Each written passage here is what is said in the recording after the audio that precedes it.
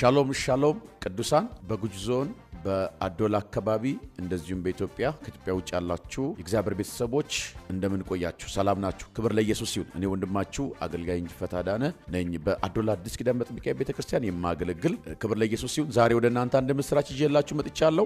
የፒጄቲቪ ከተመሰረተ 5ኛ ዓመት ክብረ በዓል ተዘጋጅቷል። በዚህ ክብረ በዓል ላይ ከህዳር 25 እስከ 28 የሚቆይ ታላቅ መንፈሳዊ ድግስ ኮንፈረንስ አለና እግዚአብሔርን ይሄን ራይ ከሰጠን እንደዚሁም በሚዲያ አገልግሎት ለ4 ዓመት ሙሉ ማለት ነው ስናስተላልፍ ቆይተናል። በቲክቶክ በቲቪ በጄኤምኤም ማለት ነው እንደዚሁም በዩቲዩብ ያስተላልፍ እንገኛለን። ስለዚህ ይሄን አሁን 5ኛ ዓመት ጀምረናል። የጀመርንበትን ዓመት በክብረ በዓል ነው የምንጀምረውና እግዚአብሔር እዚህ አድርሶን ስለጀመርን ስለበቃን ጌታን የምናመሰግንበትና እንደገና የ5ኛ ዓመት ፈንድሬዚንግ የምናደርግበት ፕሮግራም ክብር ለኢየሱስ ይሁን። ስለዚህ በእለቱ ከሐሙስ ከ10 ጀምሮ እንደዚሁም ዓርብ ዕለት ቅዳሜ ከ10 ጀምሮ እስከ ምሽቱ 2 ድረስ ታላቅ መንፈሳዊ ፕሮግራም ይደረጋል።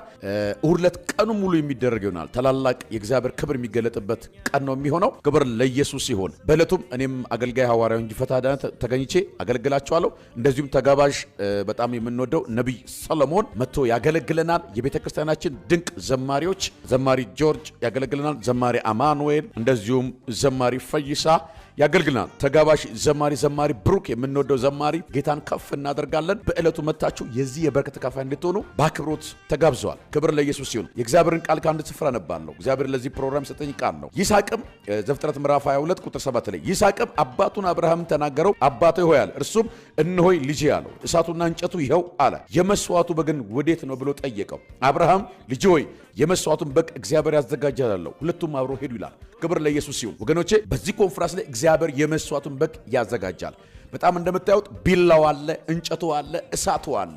ነገር ግን ለይስሐቅ ጥያቄ የነበረው በጉ የት አለ የሚል ነው። የት አለ የመስዋዕቱ በግ የት አለ ነው። አብርሃምም አንድ ነገር አለ። እግዚአብሔርን ታዞ ወጥቶ ሰምቶ ወጥቶ እግዚአብሔር እንደማያሳፍረው ስላወቀ እግዚአብሔር የመስዋዕቱን በግ ያዘጋጃል አለ። እግዚአብሔርን ለሰሙ ሰዎች፣ እግዚአብሔርን ለታዙ ሰዎች አንድ ነገር እነግራቸዋለሁ። እግዚአብሔር የመስዋዕቱን በግ የሚያዘጋጅበት ታላቅ መንፈሳዊ ኮንፈረንስ ነው። የመንፈስ ቅዱስ ኃይል የሚገለጥበት ኮንፈረንስ ነው። ለታመሙ ሰዎች ይጸልያል። ለአገልጋዮች የቅባት ማካፈል ጊዜ ይሆናል። ለመንግስት ሰራተኞች፣ ለተማሪዎች ይጸልያል። ለነጋዴዎች እግዚአብሔር ኃይሉን የሚገልጥበት ኮንፈረንስ ነው። የእግዚአብሔር ኃይል በኃይል ይገለጣል። ስለዚህ ወደ ስፍራ ወዳጅ ዘመዶቻችሁን እያመጣችሁ የዚህን በረከት ተካፋይ እንዲሆኑ በጌታ ፍቅር እጋብዛችኋለሁ። የታመሙ ሰዎችን ይዛችሁ እንድትመጡ በጌታ ፍቅር ጠይቃለሁ። ምክንያቱም ኢየሱስ የነፍስም የሥጋም ፈውስ ነው። እግዚአብሔር የመስዋዕቱን በግ ያዘጋጃል። እግዚአብሔር ፈውሱን ያዘጋጃል። ክብር ለኢየሱስ ይሁን። ኢየሱስ ክርስቶስ ትናንትናም ዛሬም እስከ ለዘላለም ድረስ ሕያው ነው።